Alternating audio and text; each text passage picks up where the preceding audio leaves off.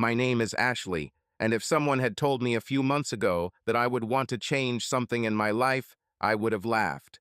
It always seemed to me that I had everything one could dream of. A loving husband, two beautiful children, a cozy home filled with light and warmth. Our home was our castle, filled with happy moments, the smell of freshly brewed coffee in the morning, children's laughter, and warm hugs. My husband Daniel is the man every woman dreams of. Tall, with a slight carelessness in his gait, but at the same time so confident, so reliable. His brown eyes always looked at me with tenderness. There was so much love in them that I sometimes caught myself thinking, why am I so lucky? Daniel is the epitome of a caring husband and loving father. He always put his family first, and his sense of humor and gentle nature made him an ideal partner. His strong hands could always warm and calm, and his voice, soft but firm, inspired confidence and calm. We met 8 years ago in a coffee shop on the corner of our street. Back then I was a young, naive girl, full of dreams. I was rushing to work when I accidentally bumped into him, knocking over my hot latte. I froze in pain and frustration, and instead of leaving irritably, he laughed and took a handkerchief out of his pocket. "You seem to have just found the fastest way to get to know me," he said, smiling widely. His voice was so warm that, despite my embarrassment, I couldn't help but smile back. This moment became the beginning of our story. Daniel was persistent. He found out that I loved macaroons and brought me one every day, leaving it on my desk in the office. I still don't know how he guessed where I worked. Every evening he texted me saying good night, and in the morning he invited me to breakfast until I finally agreed. Each of our dates was thoughtful, filled with romance, but without unnecessary pathos, just cozy walks in the park, sincere conversations over a cup of cocoa, long night correspondence. When we started dating, he did everything to make me feel special. On our first dates, he always brought small gifts, a book by his favorite author, a scarf in my favorite color, even one old brooch that he found in an antique shop and said that it reminded him of me. He was a romantic, but not in an obsessive sense, but in that very sense correct, sincere, deep. We could walk for hours, discussing dreams and plans, and I felt that with him I was not afraid of anything. Daniel was an amazing combination of kindness and strength.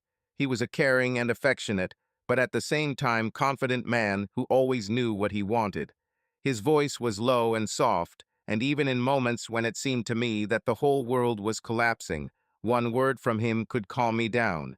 He always understood me perfectly, knew when I needed to be alone, and when to just hug and hold me close. When he proposed to me, it was like a dream. We went to the mountains for the weekend, and in the evening, sitting by the fire, he suddenly got down on one knee and handed me a ring. Under the starry sky, surrounded by silence, I felt that this was the person I wanted to live with for the rest of my life. At that moment, the world seemed to stop, and I knew that this was fate. After the wedding, our life turned out the way I dreamed. We bought a house with a white fence and a cozy garden, where roses smelled in summer and leaves lay like a soft golden carpet in autumn. We chose furniture together, discussed what color to paint the walls in the living room, and dreamed about children. In the mornings we had breakfast together, and in the evenings we watched movies, cuddling under a warm blanket. Daniel loved to cook, and on weekends he spoiled us with his culinary masterpieces. His pasta with mushrooms and cream sauce was my weakness. When our first son was born, Daniel was the father who woke up at night to rock the baby, sang him lullabies, and walked with him in the park. 2 years later, our daughter was born, a little miracle with my eyes and Daniel's smile. He was the man who never missed a single important moment in their lives. The first step, the first word, the first day of school. He helped them with their homework, built toy airplanes with his son, and braided his daughter's hair in the morning. Every morning he woke up before me to make me coffee.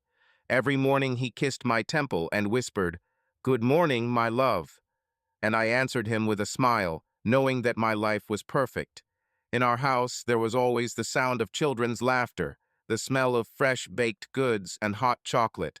I felt like the happiest woman in the world. Or so I thought. Why did I start looking for something on the side? I often ask myself this question. Why was it not enough for me to have what I already had? Why did I, having an ideal husband, wonderful children, a cozy home, and stability, suddenly feel like I was missing something? The answer is ridiculously simple: routine. The life I once thought was perfect has become predictable. The same breakfasts, scrambled eggs, or cereal, the same ritual with a kiss on the cheek before leaving for work, the same conversations at dinner. How was your day? What's new with the children? What are your plans for the weekend? At some point, I realized that I knew Daniel's schedule by heart down to the last detail. When he drinks coffee, when he gets out of the shower, when he sits down at the computer. His habits became so familiar that I didn't even need to ask what he was going to do next. I knew it automatically. This used to suit me. I liked stability, a sense of security, predictability, but over time, what seemed like comfort began to oppress me. I no longer felt the lightness, the spontaneity, the spark that once existed between us. We became a couple who lived according to a schedule, fulfilled our family responsibilities, but no longer experienced the same delight in each other. Everything was correct, stable, but at some point this was not enough for me. I felt like a wife, mother, housewife, but not a woman. Not the one for which they hold their gaze, for which the heart begins to beat faster. I tried to fill this void in different ways. I started taking care of myself more, joined the gym, updated my wardrobe, changed my hairstyle. But all this did not bring the desired result. I was missing something deeper, more real, more emotional. I wanted to feel wanted, needed, and interesting. I missed those sparks that ignite when you first fall in love, that special tension when you don't know what will happen next. I wanted to experience moments that took my breath away. I wasn't looking for anyone specifically. It happened by accident. A new employee appeared at work, tall, confident, with a slight grin in which irony was felt. He wasn't prettier than Daniel, he wasn't better than him. But he was new. He was a person with whom I had no past, no habits, no routine. This is what made him so attractive. At first it was just innocent flirting. A few words over dinner, light jokes, random glances. But I caught myself waiting for these moments, that I wanted them to repeat. That I choose clothes with special attention, put on eyelashes a little longer, put on perfume, knowing that he will notice. I understood that this was wrong, but the feeling of adrenaline, this sweet excitement, was stronger than me. The first adrenaline was the moment he touched my hand. It was accidental, fleeting, but I felt goosebumps run through my skin. How my heart froze for a split second. How the same feeling spread in my stomach, a mixture of excitement, fear, and pleasure. I hadn't experienced this in a long time, and I wanted more. Then there were other moments. A look that lingered a little longer than usual. A slight tilt of his head as he listened to me, emphatically attentive. A laugh that sounded a little deeper than the usual friendly one. He didn't do anything wrong, nothing that could be considered an open acknowledgement of interest, but it seemed to me that he felt the same way as I did. I remember the day when I realized that I had already gone too far. It was lunch break. We were sitting in a small cafeteria not far from the office. There was a light drizzle outside the window, and the air smelled of freshly ground coffee. He leaned closer, as if by chance, and his shoulder touched mine. I didn't pull away. On the contrary, I allowed myself to enjoy this moment. I felt good. I was scared. I needed this feeling. I didn't yet know what this would lead to, but even then I realized I had crossed an invisible line, the line beyond which there is no turning back. I convinced myself that this was just a game, light flirting, innocent fun that did not go beyond what was permitted. After all, I didn't do anything like that. I just looked at him a little longer than I should have. I just laughed at his jokes a little louder than at the others. I just enjoyed his attention. Is this a crime? Is this treason? Isn't this the same as watching a romantic film and for a second imagining yourself in the place of the main character? It doesn't mean anything, I repeated over and over again every time I felt his gaze on me. Every time his hand accidentally touched mine. Every time I felt that rush of excitement, that sweet taste of the forbidden that ran through my skin, making my heart beat faster. It was an innocent game, a way to escape from routine, to give myself the opportunity to again feel young, desirable, alive. I wasn't going to go any further. I wasn't going to cross the line. I just wanted some adrenaline. But the moment I consciously crossed the line for the first time was completely different.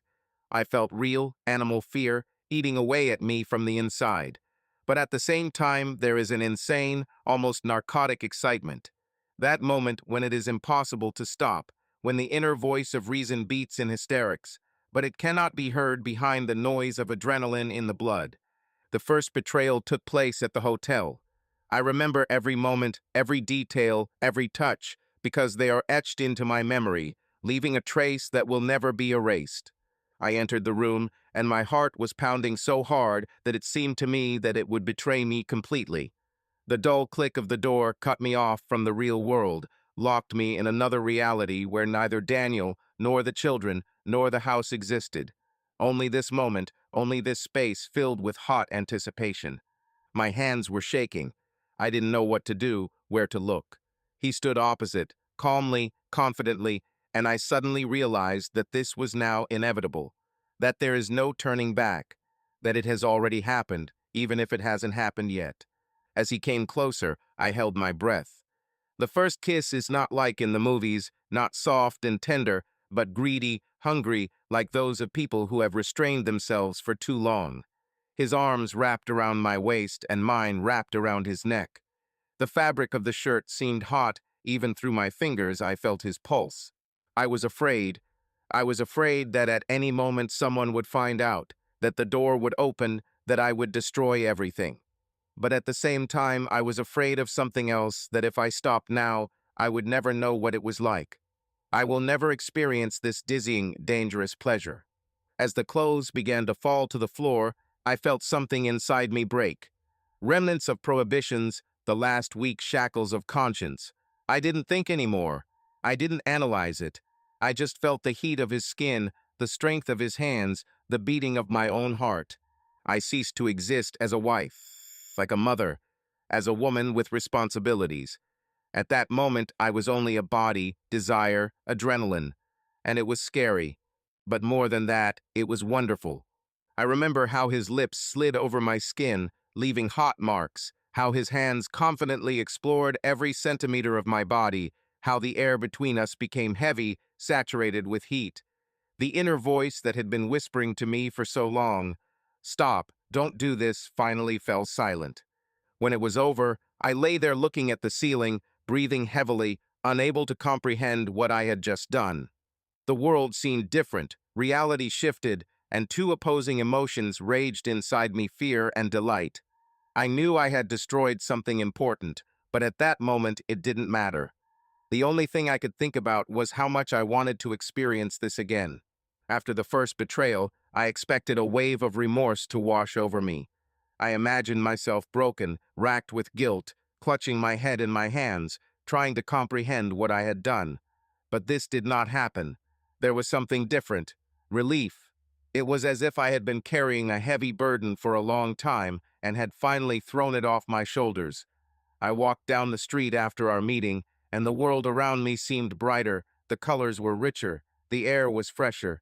I felt alive, truly alive. On the way home, I expected that I would avoid Daniel's gaze, that my fear would give me away, that my hands would shake as I poured myself a glass of wine, but nothing of the sort happened. I looked at my husband, at our son, who was playing in the living room, at my daughter, who was intently coloring a book, and experienced a strange feeling, as if I was watching my own life from the outside. It was familiar to me, familiar, but it was no longer the only reality. Now I had a different side, a different life, and this contrast made everything I had somehow bland.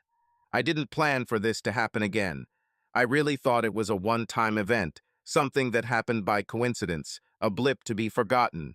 But a few days later, I found myself mentally returning to that hotel. I remember how his hands slid over my skin, how my breathing quickened, how my heart fluttered. These thoughts did not frighten me. On the contrary, they were exciting. I was waiting. She didn't write to him first, didn't offer to meet. But when a message came from him, my heart skipped a beat. When again, just two words, but from them everything inside flared up, as if a spark had hit dry grass. I didn't hesitate. The answer came by itself. Tell me the time and place. The second meeting was even more exciting. Now there was no longer that indecision, there was no fear. There was anticipation, tension, sweet anticipation. I dressed up in front of the mirror, feeling like I was going on a first date.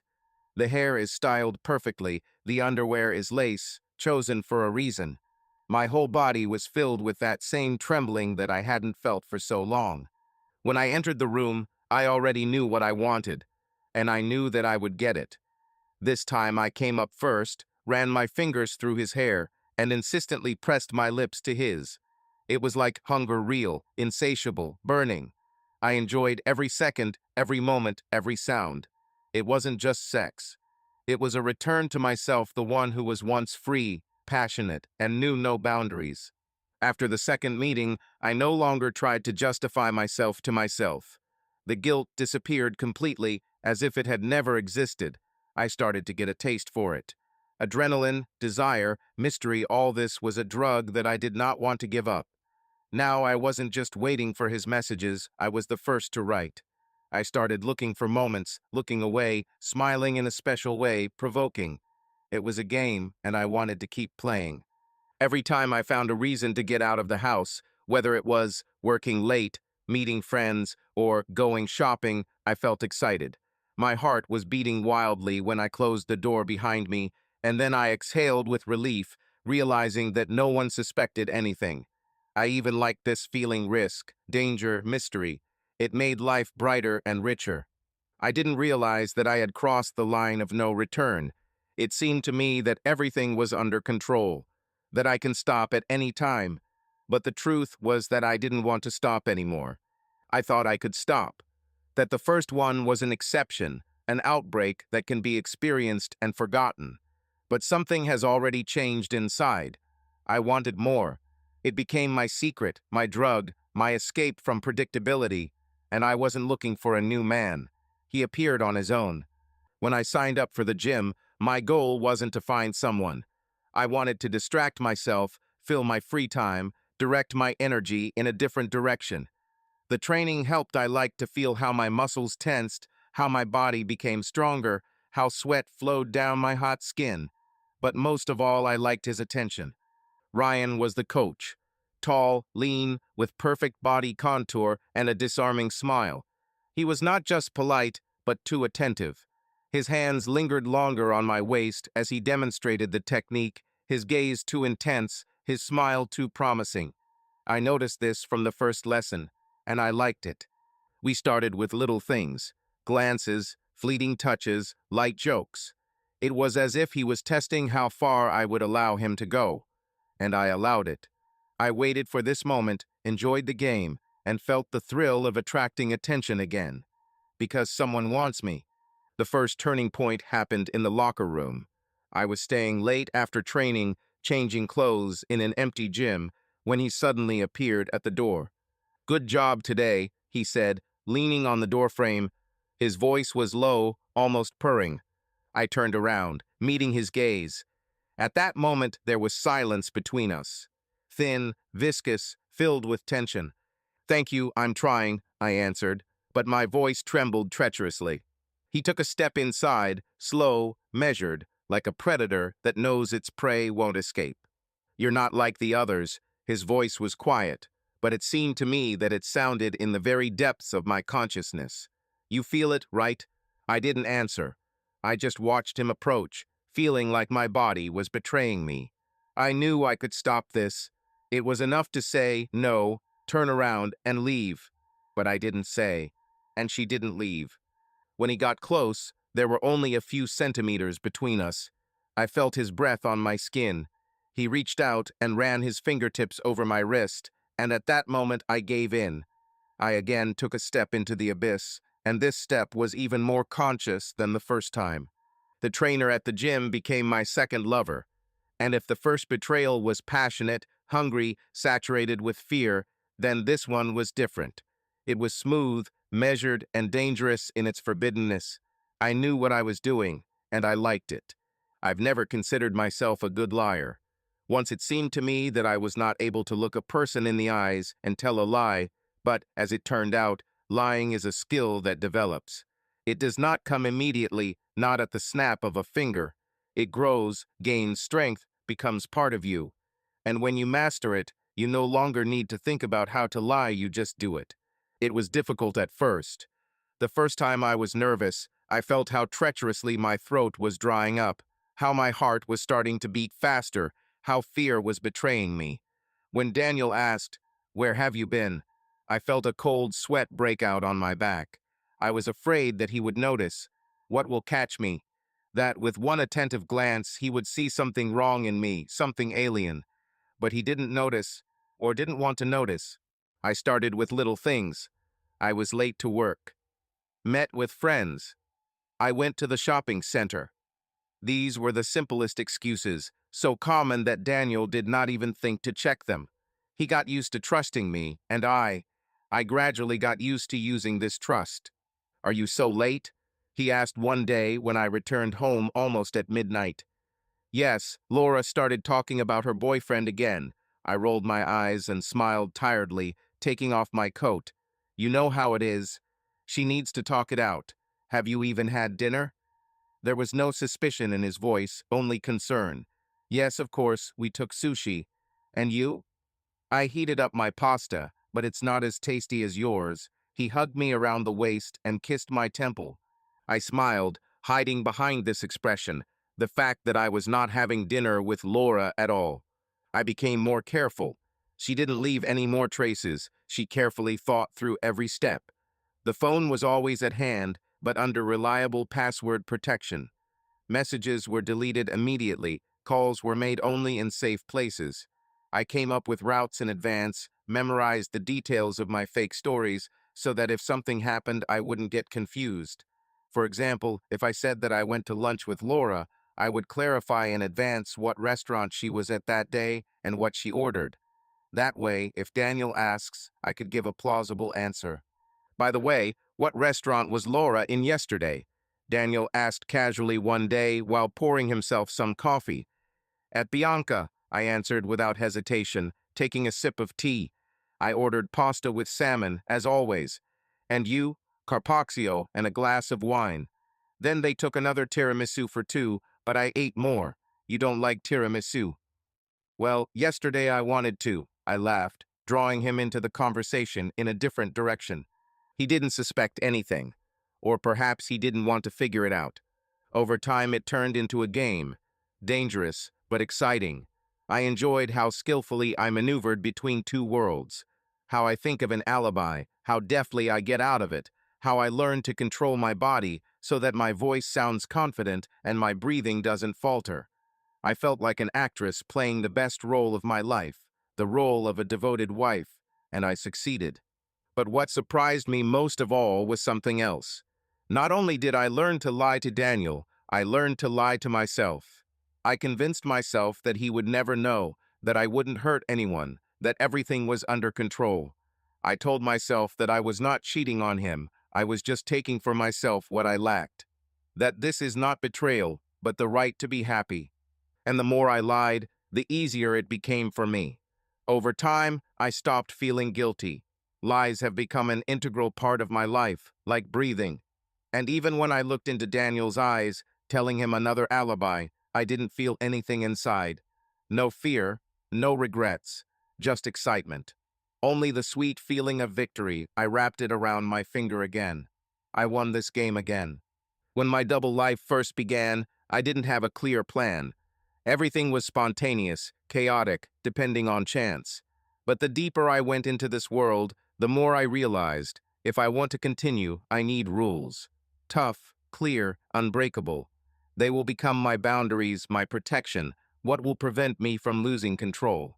Rule #1, never fall in love. Love is weakness. Love destroys the secret, makes you vulnerable. Once you get attached, you are no longer in control of the situation. You can be exposed by one careless message, one look, one word. I've seen women lose everything because they allow themselves to feel too much. I wasn't going to repeat their mistakes. Have you ever thought about something more? Ryan, the same coach, once asked me, "What are you talking about?" I pretended that I didn't understand, although I knew perfectly well where he was going. About us. About meeting not only here, at the gym, or in the hotel. About being together.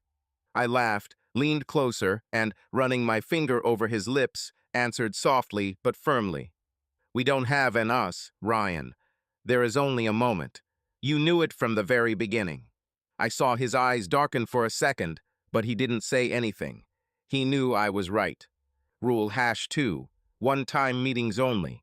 The more time you spend with a person, the higher the risk of getting caught. Repeated meetings are a habit, and habit makes you careless. I didn't allow myself to date the same man more than a couple of times, 3 at most if he was really good. I was always the first to break contact. One time my phone rang at an inconvenient moment. I was putting the children to bed. The number was unfamiliar, but I immediately knew who it was. "Hello?" I answered in an even voice. "Hello, this is Alex. I know we agreed not to call, but I want to see you again." I closed my eyes. Alex was handsome, passionate, but he broke the main rule. He tried to go beyond the scope of our agreement. "This is a bad idea," I said softly but confidently. "Why?" There was hope in his voice. "Because I liked you, and I can't have someone like me." I hung up the call and immediately deleted his number. Something stabbed inside, but I quickly suppressed this feeling. It was right. Rule #3, no evidence. No photos, no messages, no random tracks. I used a separate SIM card for meetings. I had a separate messenger that deleted messages immediately after reading them. I never left traces on bank cards. If I needed to rent a hotel room, I used cash. I washed off the perfume if the scent of another man remained on my body. I learned to test myself like an undercover agent. Before returning home, I always looked in the mirror to see if there were marks on me, if my lips were red, if my makeup was off. I knew Daniel trusted me, but trust is a fragile thing. One wrong step and everything will collapse. Rule #4, never feel guilty. Guilt makes a person careless. Guilt forces you to make excuses when no one blames you. I decided once and for all, I will not regret. This is my choice. This is my life, and I take from her what I want. Rule #5, separate realities. I realized that the main thing is not to mix the two worlds. One world, my family, my home, my life, which others see. The second is my secret, my game, my escape. I learned to step into and out of one role like a professional actress. At home, I was a caring wife, a loving mother. In another life, a woman who knew no boundaries. I didn't let these worlds intersect. I didn't think about my lovers at home. I didn't talk to them around Daniel. I didn't allow myself to dream about them when I sat at family dinner. If they messaged me, I only replied in safe places. If I was dating someone, I would think through my alibi in advance. I learned to remember details to avoid mistakes. I kept my emotions under control. And it was these rules that allowed me to lead a double life without fear or regret. I was free. I was who I always wanted to be. Love and betrayal are two things that are considered incompatible. If you cheat, it means you don't love. If you love, then remain faithful. This is what is instilled in us from childhood, what is embedded in us as an undeniable truth. But I knew, the world is more complicated than black and white. Love and loyalty are not the same thing. I convinced myself that my infidelities had nothing to do with Daniel, that they have no effect on my love for him. I haven't stopped caring for him. I never stopped appreciating him, admiring him as a man, as the father of our children. I returned home after meetings and still felt the warmth in my chest when he hugged me. I loved the way he laughed, the way he kissed me before bed, the way his arms confidently hugged me when he slept next to me. None of this has changed. Does this mean that I didn't love him? No. Does this mean I did something wrong? Not either. At least that's what I told myself. I don't cheat for feelings. I'm cheating for my own sake, I told myself over and over again, drowning out the inner voice that was trying to remind me that I wouldn't allow myself to do this before. It's just a way to spice up my life. It's just a different side of me that Daniel has never seen, But that doesn't mean my love for him is any less. I found 1,000 excuses. I didn't cheat with the intention of destroying our marriage. I was not looking for a man who could replace my husband. I was just looking for emotions. I was looking for something that made me feel alive. Is it really that scary? Is this a crime? But most of all, I believed in one simple thought. I belonged only to myself. Daniel was a part of my life, but he wasn't my whole life. I gave him myself, my care, my love, but this did not mean that I did not have the right to take something for myself. At first, there was one lover, then the second one. I thought that was enough. But as soon as I realized that I could hide my double encounters, that I could keep the situation under control, it turned into excitement. I began to experience a strange pleasure from the game itself. I wasn't just cheating, I was testing my boundaries. How far can I go? How much can I hide? How masterfully am I able to live in two realities? I found myself choosing men not just based on attraction. I chose them consciously, choosing those who would not become a problem, who won't ask questions, who will leave when I demand it. I controlled everything. Or at least that's what I thought. I felt power, not only over yourself, but also over them. Their looks, their admiration, their desire to be with me, all this fueled my confidence. I understood that they thought that they were conquering me, that they were taking the first step. But the truth was that I was choosing them long before they realized it. I decided who to let touch me, who to give a chance, and who to just leave with their dreams. With each new man, my confidence grew. I stopped feeling afraid, stopped worrying. I knew how to manipulate the situation, how to speak, how to move, how to control emotions. I felt like a woman who holds the whole world in her hands. But the most interesting thing was that the more lovers I had, the calmer I became at home. I was relaxed, content, and light. I didn't have to expect anything from Daniel that he couldn't give me. I took it elsewhere, which means I could be the perfect wife with him. And this was my paradox. The more I cheated, the more harmonious my marriage seemed. I thought I was in control of the situation. I thought that I had power over my desires, over my secrets, over my double life. I thought I could stop at any moment. But the truth was that I couldn't anymore. And the worst thing is, I didn't want it. Rule #6. The main thing is not to let yourself stop. One thing I've learned is that if you stop, you have time to think. And to think means to doubt. To doubt is to feel guilty. And I couldn't afford the guilt. I couldn't allow myself to question morality, whether it was right. I needed movement, dynamics, new faces, new emotions. If I freeze, I'll start to drown. I deliberately did not leave myself any space to think. If one lover disappeared, I found a new one. If the situation became too dangerous, I switched. I needed rhythm. I needed the feeling that I was in control of the process. As long as I keep the situation in my hands, I am free. But was I really free? Or have I already become a prisoner of my own game? Rule #7. Never get attached. Feelings are dangerous. They make a person weak. I understood that if I fell in love, I would lose control. Therefore, I forbade myself to think about them as anything other than entertainment. They were part of my world, but not the center of it. None of them were supposed to become indispensable. I learned this rule the hard way when one of the men started asking too many questions. What if we had met earlier? He asked one day when we were lying in a hotel room after a meeting. It wouldn't change anything, I answered evenly. Why? Because I'm not looking for love. He wanted to say something else, but fell silent. Pain flashed in his eyes, but I didn't care. I knew that tomorrow he would be replaced by another. And it has always been like this. Daniel was not one of those men who did not notice changes. He didn't ask why I bought new lipstick or why I started wearing heels, but I could see that he was noticing. He watched. His gaze lingered on me longer than usual, and a strange wariness sometimes appeared in his voice. I felt that he suspected something, but I didn't know what exactly. The first alarm bell rang in the evening when I was returning from the fitness club. That's what I told Daniel. In fact, it was a cover for another meeting at the hotel. I entered the house, took off my coat, threw my bag on the dresser, and headed to the bathroom, but he stopped me. You smell different, he said, frowning slightly. What? I forced myself to laugh. Daniel, I was just at the gym. I smelled like sweat and had refreshing wipes. He stepped closer, peering into my face.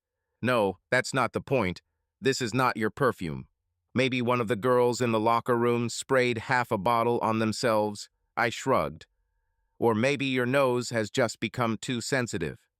He smiled, but there was still a slight doubt in his eyes. I didn't attach any importance to this because I convinced him. Then it seemed to me that I was still in control of the situation. But the warning signs continued to grow. You started dressing differently, he once said at dinner, when I was sitting opposite in an elegant black dress that I had never worn at home before. What's wrong with that? Can't I look beautiful? I smiled, cutting off a piece of fish on my plate. Of course you can. It's just, you used to wear comfortable things at home, but now you wear heels, dresses, and hair all the time. You have become different. This is bad. I raised my eyebrows, pretending that I was joking, but inside I was already alarmed. No, just interesting. Are you doing this for someone? I forced myself to laugh. Of course, for you, stupid. Aren't you glad that you have such a well-groomed wife? He grinned, but his gaze was intense. He knew that I was avoiding a direct answer. I've never looked after my phone so carefully before. I could leave it in the kitchen, bedroom, and living room. But now he is always with me. I turned off notifications and turned the screen upside down. And of course, Daniel noticed this. Why do you always carry your phone with you? He asked one day.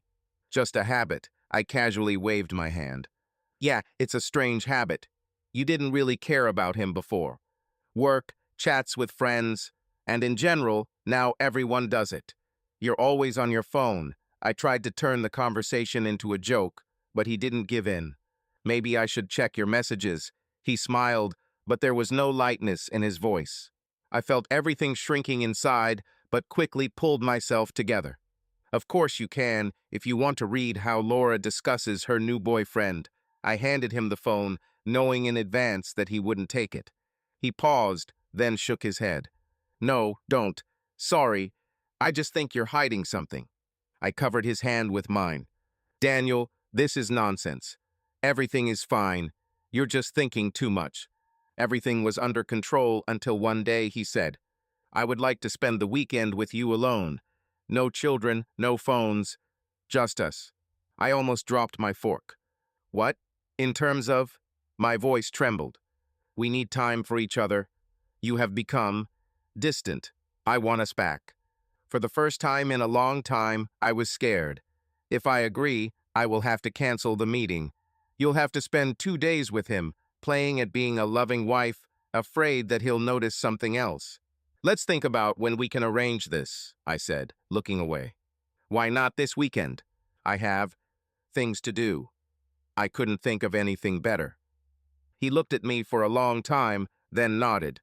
Understood. But I knew he didn't understand.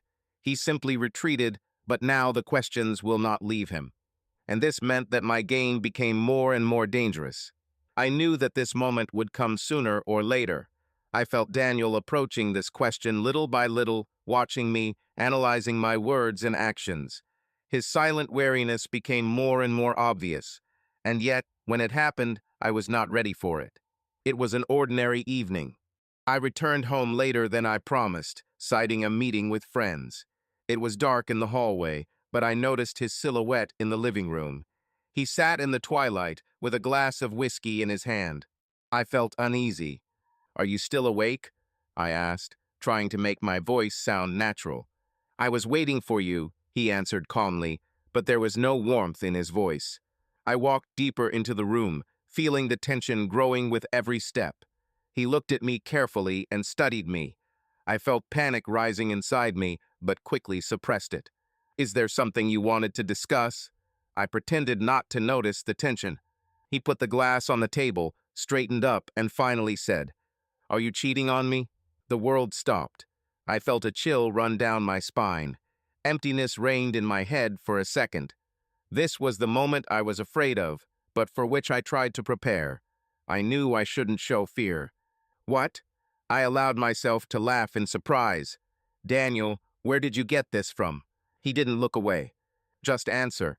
Are you cheating on me? I looked into his eyes, and she lied. No, of course not. You even ask such a thing. I shook my head, feigning indignation. Where do these thoughts even come from? But everything inside me shrank. For the first time, I was truly scared. Daniel was silent. His face showed no emotion, but there was something new in his eyes, something icy. I knew that he didn't believe me, or at least he doubts it. You've just changed, he said slowly. You have become different. Of course, I became different. I'm growing up, I have new hobbies, I want to look good. What is this, a crime? No, but you didn't hide anything from me before, and now you have secrets. What secrets? I crossed my arms over my chest. Do you seriously think that I have someone? This is ridiculous, Daniel. He sighed and rubbed his face with his hands. I want to believe you, Ashley. I really do. But I have too many questions that you don't answer. Then ask questions. I felt my voice become sharper. It was a defense, attack in response to suspicion. He looked at me for a long time and suddenly asked, if I ask you to spend the whole day with me tomorrow, will you agree? I hesitated, a split second, but he noticed it. Do you see? His voice became quieter. You can't even agree for a second without thinking. Because I have things to do. I can't just cancel everything. I have work, meetings. Meetings? With whom?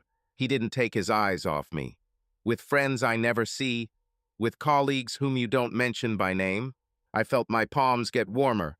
He began to narrow his circle of suspicion. Daniel, you're being stupid. I took a step back, but he also stood up, moving towards me. Can you take your phone right now and show me your latest correspondence? My blood froze. I realized that he went all in. Checked me out. I had to stay calm. This is an invasion of personal space. I clenched my teeth. I don't have to prove anything to you just because you came up with crazy theories. He looked at me for a long second, then nodded.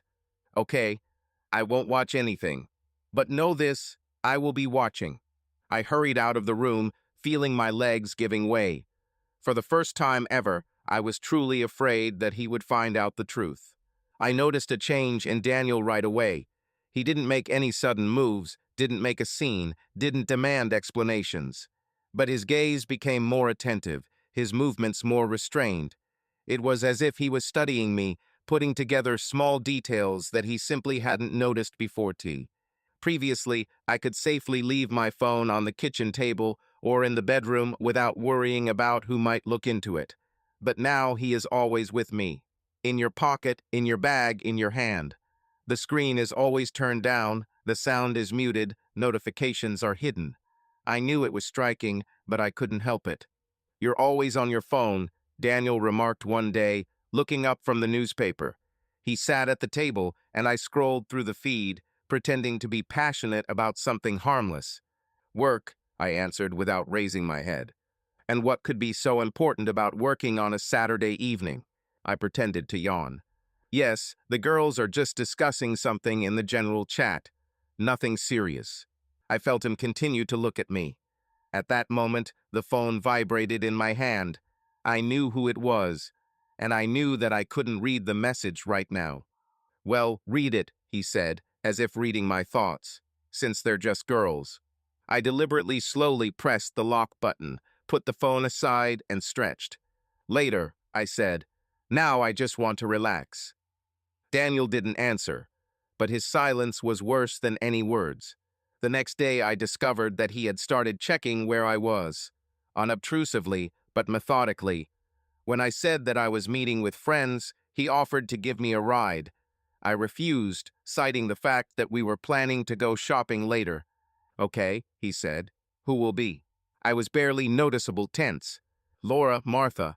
It seems Kate also wanted to drive up. Kate? He asked again. She went to her parents for a week.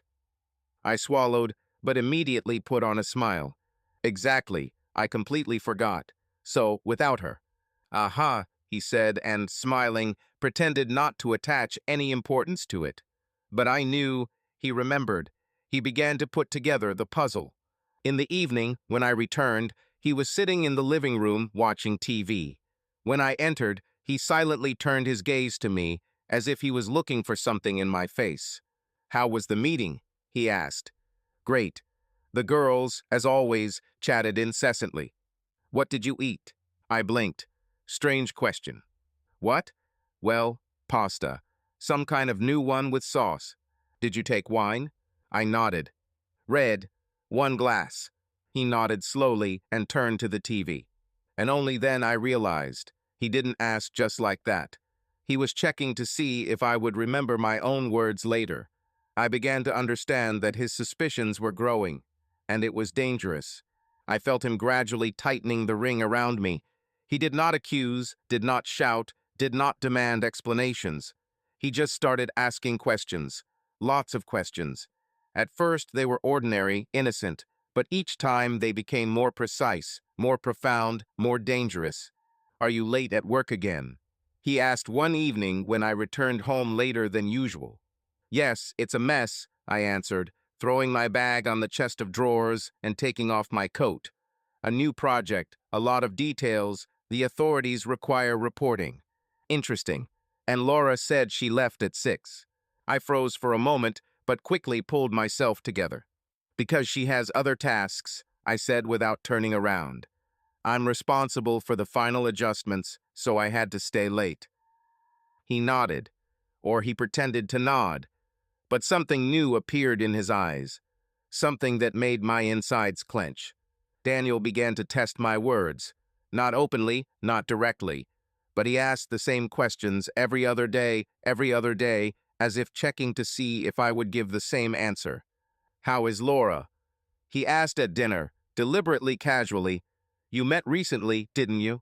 "Yes." I pricked a piece of meat on a fork. "Everything is fine with her. She works as usual." "Where were you?" I thought for a second, remembering what I said earlier. "Cafe? Shopping malls? Or did I say we were just hanging out?" "Olivia." "We had pasta and dessert," I finally said. He looked at me carefully, but did not answer. And then, a couple of days later, I asked the same question. "Remind me where you met Laura the other day." I felt everything inside me shrink. "At the mall," I blurted out. He slowly put down his fork. "I thought you were talking about Olivia." I laughed, hoping my voice sounded confident. "At first we wanted to go to Olivia, but there were no places there, so we went to the shopping center. You know how much I love Italian cuisine." He nodded, didn't say another word. But I knew he remembers everything. He puts together a picture in his mind, and he doesn't like it. Lately, when I looked at him, it seemed to me that he knew something. Not everything, but enough to doubt, to check, to wait for the moment when I stumble. His touch became different, soft but wary. He studied me not just with a glance, but with suspicion. "You're acting strange," he said one evening as we sat on the sofa. "Always tired, always distracted. Are you sure you don't want to tell me anything?" I smiled, although everything inside me was turning over. "I'm just tired. The work is exhausting." "You're exaggerating." "Maybe," he nodded, but his eyes remained cold. And for the first time, I thought that maybe he was waiting for the moment to show me the truth. I couldn't figure out when exactly it started. There was not one specific moment, one quarrel or conversation that turned everything upside down. I just realized one day, Daniel has changed. He didn't ask any more questions. He didn't try to check me anymore. But that's what scared me the most. I used to feel his suspicions, his tension. I felt how he was watching me, how he was trying to catch me in a mismatch. But now he just stopped. He smiled as usual, said the same words, but there was something empty about it. He began to come home from work later, staying late more and more often. If before he called me in the evenings, asking what I was doing, now he simply sent short messages. "I'll be late. Don't wait up." But I didn't wait. As strange as it may sound, his detachment gave me even more freedom. If before I was at least a little worried that he was watching me, now it seemed to me that he had simply given up. And I took advantage of this. I continued to date men, strangers, casual acquaintances, those who knew nothing about me and who didn't need anything. They were just tools to make her feel wanted again, to get rid of the overwhelming feeling that I was losing control. "What is your name?" A man at the bar asked me, tall, with a confident grin. "Who cares?" I smiled, taking a sip of the cocktail. He chuckled and ran his fingers over my wrist. "Well, if you don't want to talk, it's not a problem. The main thing is that you are here."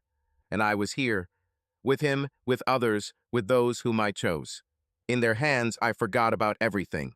About Daniel, about his cold looks, about what he might have already guessed. That one day he will just leave. But so far, this has not happened. While I continued to play my game. It was an ordinary day, just like dozens of others before him. I didn't feel anxious and didn't expect anything unusual. I was even in a good mood because I knew that Daniel would be late again today, which meant I could come back later than usual. When I opened the door, the house was quiet. It's too quiet. Usually, Daniel always left some kind of noise in the house. He might turn on the radio before going out or leave the remainder of his morning espresso bubbling in the coffee machine in the kitchen. But now there was something strange in the air, something that made me freeze in the hallway for a few seconds.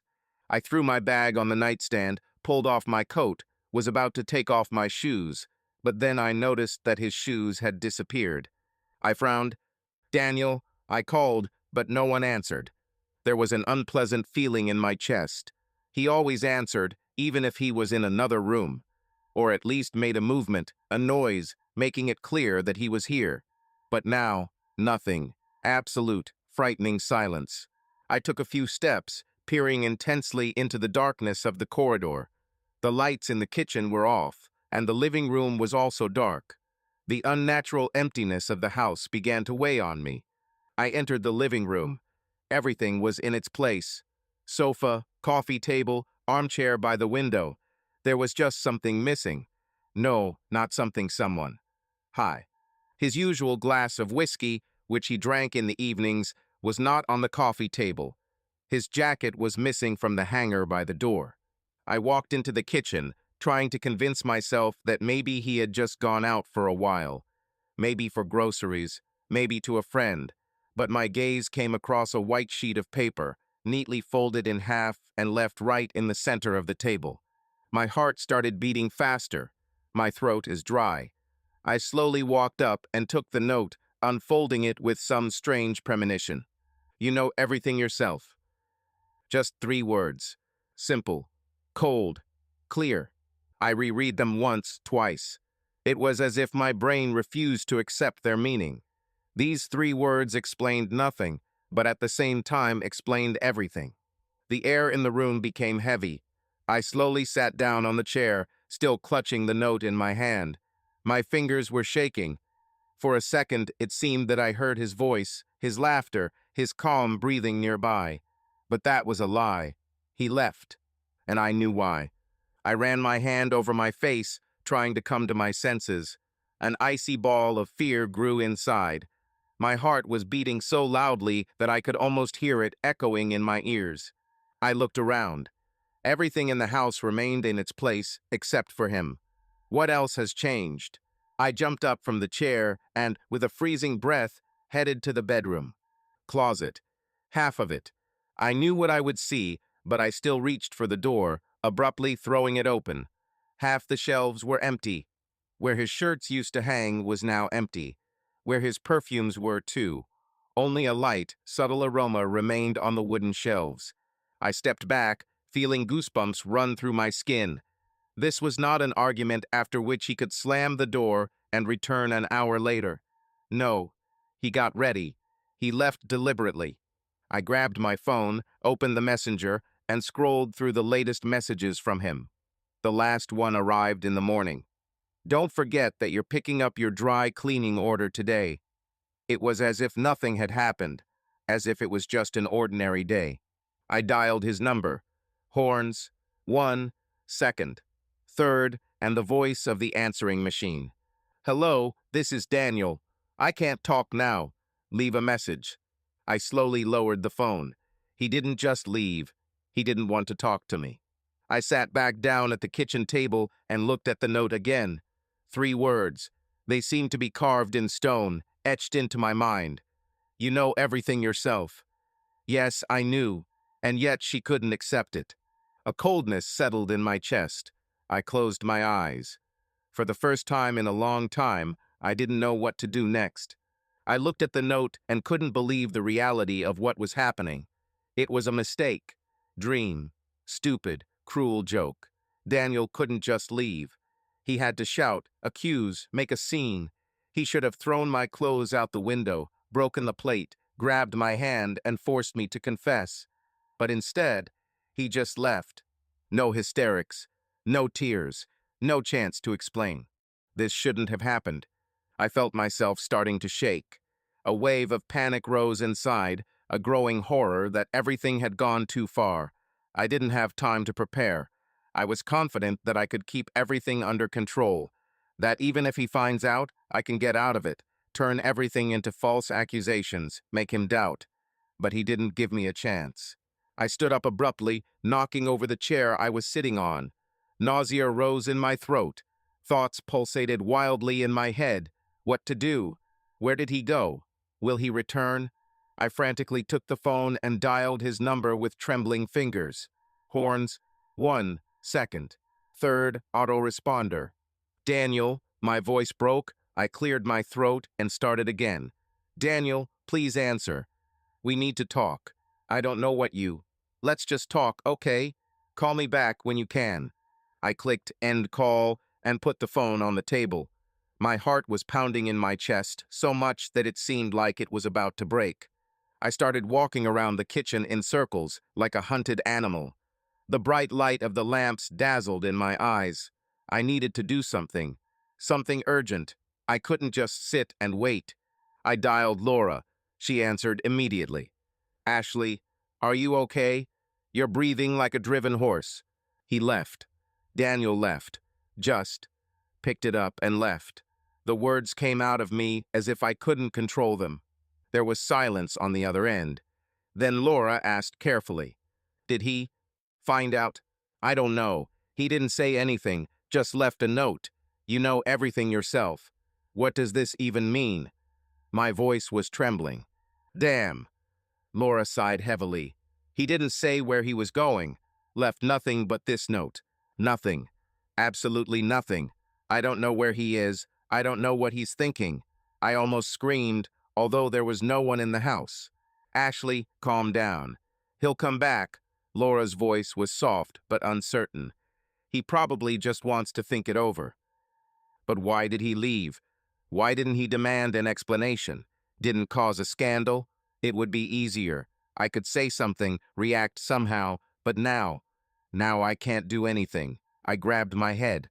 I wanted to scream, to knock something out, to break something. Destroy.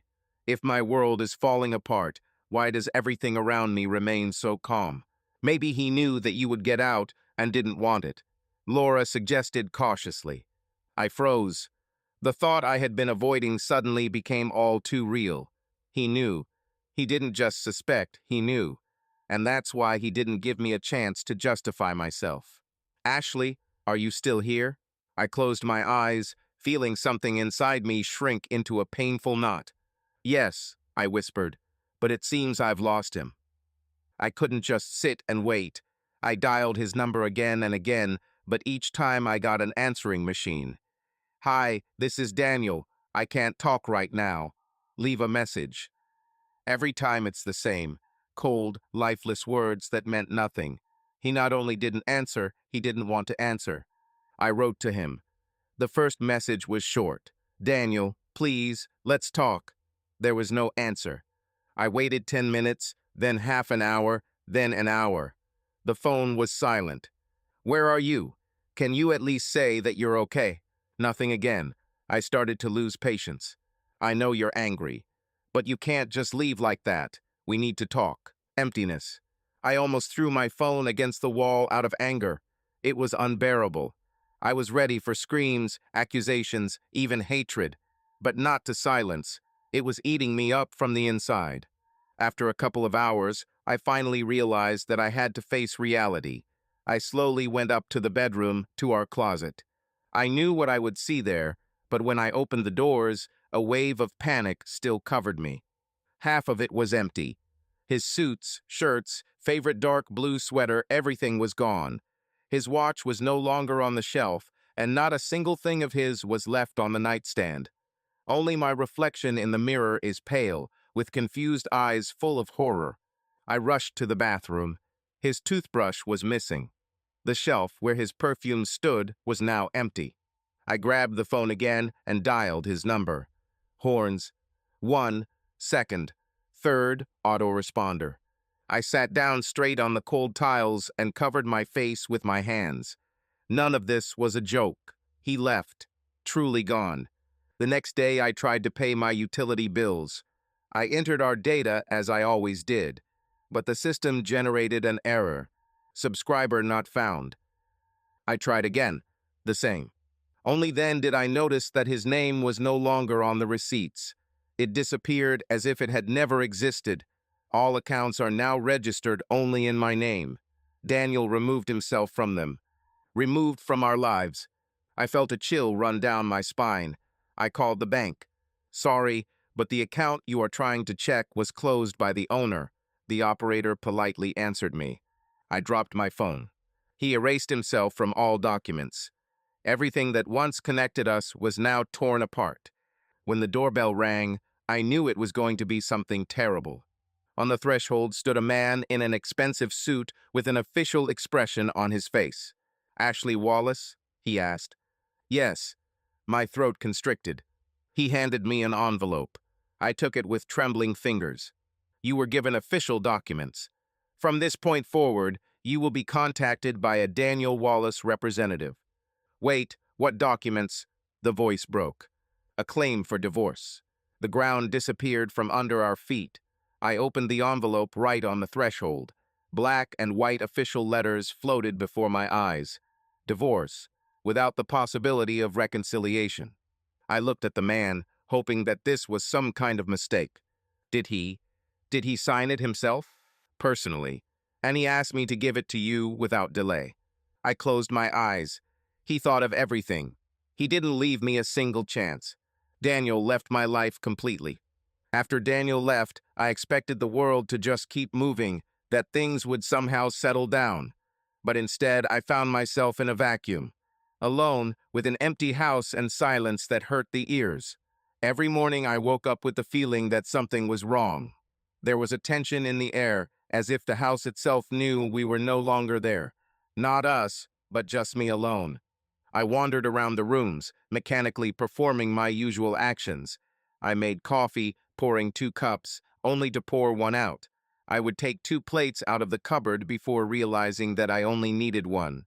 My hands remembered the life in which I was a wife, but this life no longer existed. I tried to act like everything was fine, sticking to my usual routine, meeting with friends, but quickly realized that their attitude had changed. They didn't ask directly what happened, but their looks showed condemnation. Laura was the only one who truly supported me. The rest, those whom I considered my loved ones, remained wary. Their laughter sounded different. Their questions became cautious, as if they were afraid to learn too much. "You know, he's a good person," Maggie, my old friend, said one day when we were sitting in a cafe. "I don't want to get into it, but you have to understand that he didn't tell anyone why he left. He just left, and people draw their own conclusions." "What are the conclusions?" I squeezed the cup in my hands so tightly that my knuckles turned white. "Ashley, many people think he did the right thing. He didn't make a scene, didn't take revenge. Just left. Worthy." She paused and added more quietly, "And now he only communicates with those he trusts." I understood what this meant. I was no longer in that circle of trust. Most of our mutual friends chose his side. They didn't know the truth, but they intuitively felt who the victim was in this story. This made me angry. Did anyone know what was going on in our marriage? Did anyone live inside our family? But there was no point in arguing. I didn't write to them anymore, and they do to me too. But the worst of all were the children. They couldn't understand why Dad suddenly stopped coming home. When will Dad return? The son asked at breakfast. I froze. These words struck to the heart. Dad is very busy now, but he loves you, I tried to explain. Then why doesn't he call? The daughter frowned. I didn't know what to say. I didn't know how to explain something I didn't understand myself. He'll call soon, I muttered. But he didn't call. I saw how children waited, how they looked at the phone when it vibrated, hoping that it was Dad. But the calls never came. One day, the son began to stack cubes on the carpet, intently building something. I asked what it was, and he quietly answered, "A house for Dad, for him to return." My throat tightened. I turned around to hide my tears and went into the kitchen. I couldn't let the children see me weak. They had to believe that everything would be fine, even if I didn't believe it myself. I needed time to understand everything, to deal with the divorce, with the children, with myself. I couldn't allow myself to fall apart. So I did what was supposed to ease the situation. I hired a nanny. She came every day, picked up the children from school, and helped with homework. I could breathe. I could think. And for the first time in a long time, I stopped looking for comfort in the hands of others. I haven't dated men, didn't flirt. I wasn't looking for adventure. I sat in the dark in the evenings, listening to the clock tick, and felt empty. It was as if the very essence had been taken out of me, leaving only a shell. I didn't know what I wanted anymore. I didn't know who I was without this adrenaline, without this secret life, which, as it turned out, was the only thing keeping me afloat.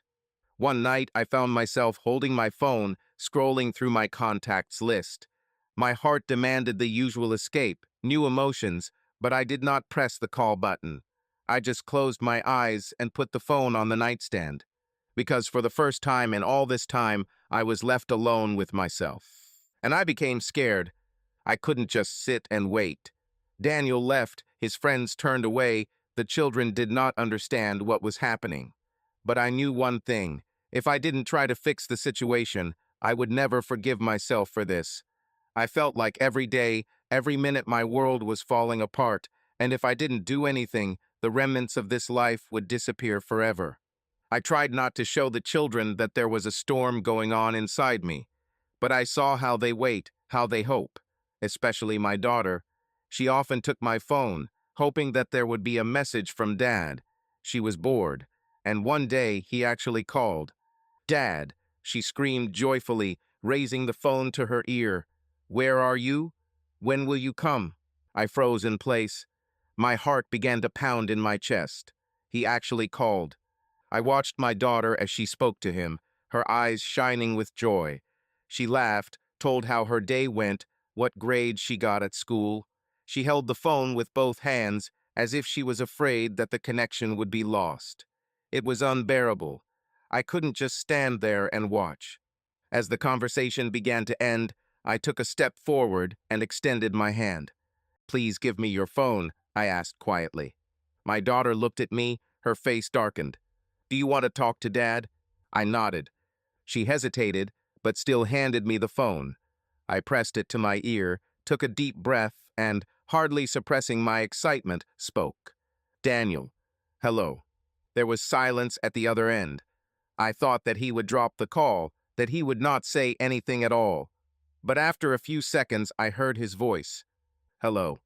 One short, discreet answer. No emotions, without a hint of warm feelings. But I jumped at the chance. "Please, let's talk. Personally, I can't do this. I need to see you." "For what?" His voice was smooth, indifferent. Just to talk. Just once." I was waiting. Seconds seemed like an eternity. I heard his breathing, felt his doubts. And finally, he answered, "Okay, I'll send you the address." When the message with the address arrived, I just looked at the screen for several minutes, as if in disbelief. He agreed. I didn't know what that meant, but I had a chance. I quickly got ready. Hundreds of thoughts raced through my head. What can I say? How to explain? Can anything be fixed? What if he doesn't open the door? What if he changes his mind? When I arrived at the indicated address, my heart was pounding. It was a small house in the suburbs. Not an apartment, as I expected, but a house. Has he already arranged his new life? I walked up to the door, hesitated for a second, but then decisively knocked. There were several long seconds of silence, and finally the door opened. He stood in front of me. For the first time in a long time, we looked into each other's eyes. He has changed. He was calm and collected, but there was something new in his gaze, a coldness that was not there before. "Ashley," he said quietly. I swallowed. "Daniel, thank you for agreeing." "Come in," he interrupted me. I went inside. The house was neat and comfortable, but there was nothing in it that reminded us of our former life. He erased everything. There were no photographs of us on the walls. There were no souvenirs of us together on the shelves. Even the smell was different. This place didn't belong to me. I turned to him, took a deep breath, and began to speak. "I know I made mistakes. I know you're hurting, but please give me a chance to explain." His face didn't waver. "Ashley," he said, "explaining won't change anything." But I wasn't going to give up. I came here to try to save what can still be saved. "Daniel, you can't just write me out of your life." My voice trembled. "Really?" He folded his arms over his chest. "Can you cross out everything you did?" I fell silent. I didn't have an answer. "Do you think it didn't hurt me?" He continued, his voice trembling with emotion for the first time. "Do you think I just got up and left without a fight? Do you have any idea how many nights I lay awake wondering where I went wrong? Why didn't I notice earlier?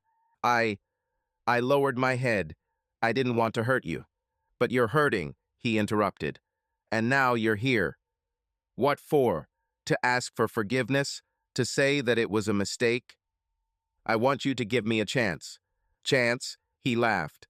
"Ashley, the only thing we have now is divorce papers.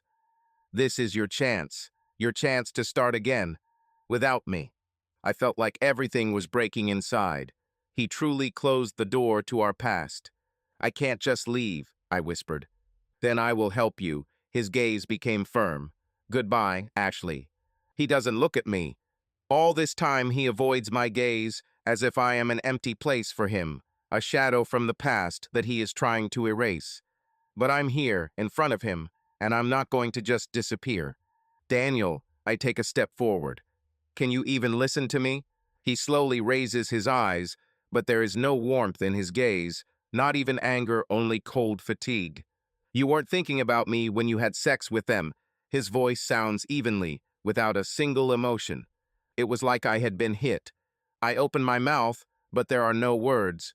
My throat tightens and my breathing becomes labored. I knew he was angry. I knew he hated me for what I did. But to hear it so directly, so ruthlessly, is something else entirely. "Daniel." I try to say something, but he raises his hand, silencing me. "No. Now listen to me. I'm tired, Ashley. I'm tired of the lies, of you trying to convince me that it doesn't matter, that we can just fix everything. We can't. You ruined everything." I clench my fingers into fists. The words get stuck in my throat because I know he's right. "I know," I whisper. "But Daniel, the children, they miss you." He takes a deep breath, his gaze softening for the first time, but only for a moment. "I know, and I'm not going to disappear from their lives. I will see them. I'll help. They are not to blame for what you did." I cling to these words. Maybe then, maybe we can. At least try to mend our relationship, for their sake. He shakes his head. "The only thing that connects us now is the children, and I will do anything for them. But you are no one else to me, Ashley." These words finally finish me off. I close my eyes, trying to hold back the tears. He's not lying. For him, I'm really nobody now. Should I go? My voice is barely audible. He nods, stepping aside to make way for me to exit. I take a step back, then another. I turn around and walk towards the door, feeling my heart break with every step. I hoped that I would see something in him, regret, pain, something that would tell me what he still felt. But there is nothing.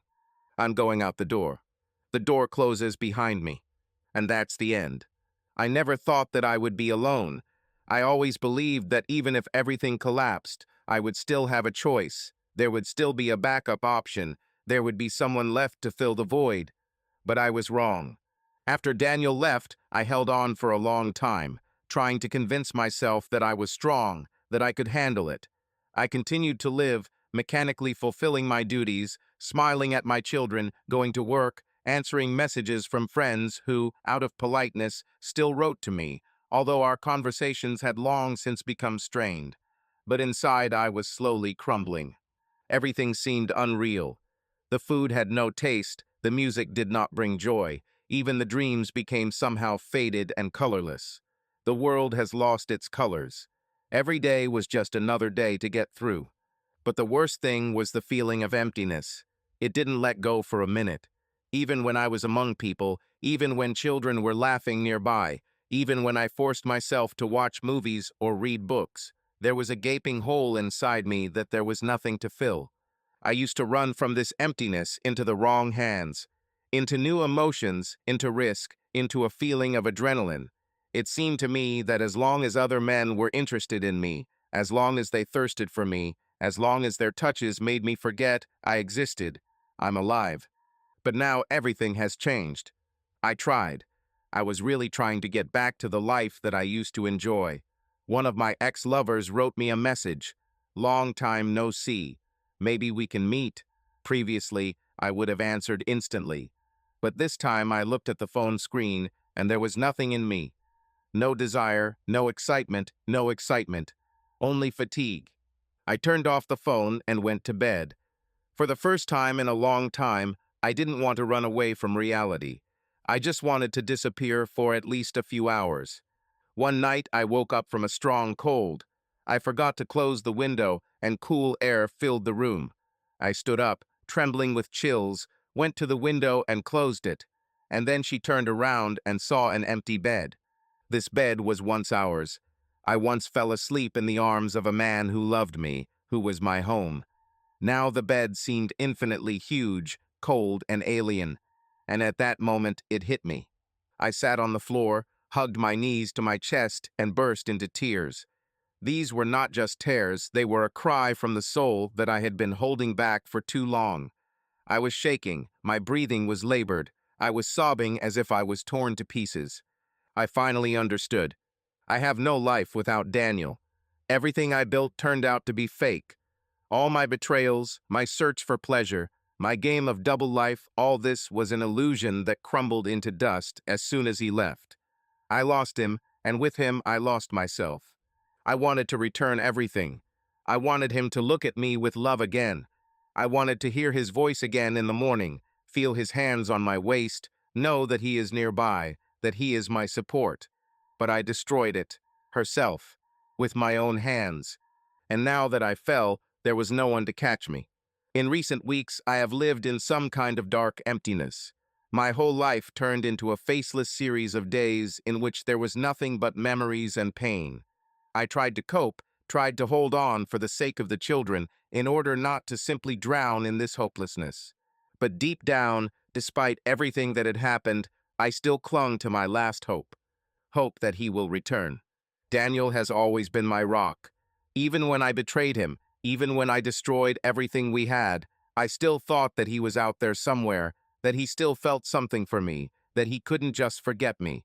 I convinced myself that time would pass, that the pain would subside, that one day he would look at me again not with coldness, but with warmth, and perhaps he will forgive. But I was wrong. I heard this by accident. I didn't look for this information, I didn't try to delve into his life, but the truth itself found me. "Do you know that Daniel has a new woman?" said Laura, my only friend who has not yet turned her back on me. I froze. My heart stopped for a second, then began to beat wildly in my chest. "What?" The voice trembled. Laura looked at me with regret, but said firmly, "Yes, he's dating someone." I felt the ground disappear from under my feet. Everything around became blurry and distant. I couldn't breathe. "Are you sure?" I asked barely audibly. Laura nodded. "I didn't want to tell you, but you should know. He doesn't hide it. They go to restaurants together and see his friends. This is serious, Ashley. Seriously." This word beat in my temples, tearing me apart from the inside. I couldn't accept it. I swallowed convulsively, forcing myself to breathe more evenly. What does she look like? I asked, not understanding why I needed to know this. Laura hesitated for a second, but then answered, "She's beautiful. Tall, well-groomed, stylish. Doesn't look like you at all." I clenched my teeth, trying to stay in place. "So she's better, right?" There was bitterness in my voice. Laura sighed. "Ashley, that's not the point. It's just, he's with her. He moves on. And you are still marking time, hoping that he will return." I didn't answer, because she knew she was right. How? How could he find another so quickly? How could he forget me so easily? Our years together, our family, our memories. How could he replace me with someone else?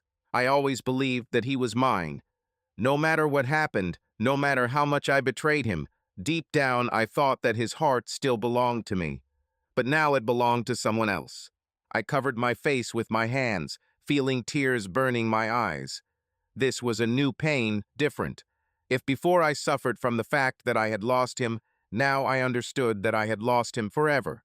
His love, his affection, even his hatred, nothing remained. He left not only physically, but also emotionally. He was no longer mine. That night I couldn't sleep. She lay staring at the ceiling, hearing the wind rustling outside the window. There were questions swirling around in my head that didn't give me peace. Does he love her? Does he stroke her hair the same way he stroked mine? Does he tell her in the morning that she is beautiful, even if she hasn't put on her makeup yet? Does he think about her when he falls asleep? I imagined him sitting opposite her in the restaurant, looking at her with the same look with which he once looked at me, and this image tore me apart. I got out of bed, poured myself some water with trembling hands, but couldn't take a sip. Everything inside was shrinking. I wanted to scream. I wanted to break something. I wanted to destroy this world in which I no longer existed for him. I turned on the phone and opened our old correspondence. There was so much love, care, tenderness there. He once wrote to me every morning, "Good morning, my love. How did you sleep?" Now he wrote it differently. I wanted to write to him, ask if it's true. But what difference would it make? He simply wouldn't answer. Or even worse, he would answer with something cold and final. I erased the words I had typed and threw the phone on the bed. I lost him. At all. I couldn't just leave everything as it was. I couldn't accept the fact that he was gone forever, that now there is someone else in his life, that he might actually be happy without me. All this time I lived in a cocoon of hope that he would not be able to forget that inside him there was still at least a small piece of love for me. And if so, then I had a chance. Last. I couldn't talk to him in person, he didn't answer calls. If I wrote him short messages, he simply ignored them. If I tried to meet by chance, he left without giving me a chance to even utter the first word. So there was only one option left: a letter. A real, long, honest letter. I sat down at the table and picked up a pen. Then she put it back. She opened the laptop. She closed it. Hundreds of thoughts were spinning in my head, but how to express them? I took a deep breath and started writing. "Daniel, I don't know if you should even read this letter. You might just close it without even finishing reading it. But if you have found the strength to open it, I ask, listen to me. Just read it. And if after this you decide there's nothing more we can talk about, I'll accept that." I froze, wondering if I should continue. But there was a burning feeling inside me that I had to. I have to say everything I've been holding back for so long. I'm not asking for your forgiveness. I know that it is impossible to forgive this. I know that I destroyed our family, that I betrayed you in a way that no one deserves. I'm not trying to make excuses. I just want you to understand that I am aware of my guilt, and I'm sorry. Every day, every night, every second when I wake up in an empty bed and realize that you are no longer there. My fingers trembled, but I continued to write. I didn't know that I would lose you forever. I thought that you would always be there, that we would have time to correct our mistakes. But you left, and I understand that now we have different lives. I heard that you are with someone, and if she makes you happy, I have no right to interfere. But if there's anything in you that still remembers us, please just meet me, only once. I reread the letter. It was honest. It was the last hope. I sent it, and she waited. I didn't know when or how he would answer. Will he answer at all? All day I rushed around the house, not finding a place for myself. It seemed as if time had stopped and turned into torture of waiting. When the message arrived, I was afraid to open it. My heart was beating wildly. I slowly unlocked the screen and read. Fine. Tomorrow at 19 o'clock. Cafe on the corner of our old street. Just once. He agreed. I didn't know what that meant. I didn't know why he gave me this chance. But I knew one thing. This was my last chance to fix something. I came earlier. I ordered coffee, but didn't even touch it.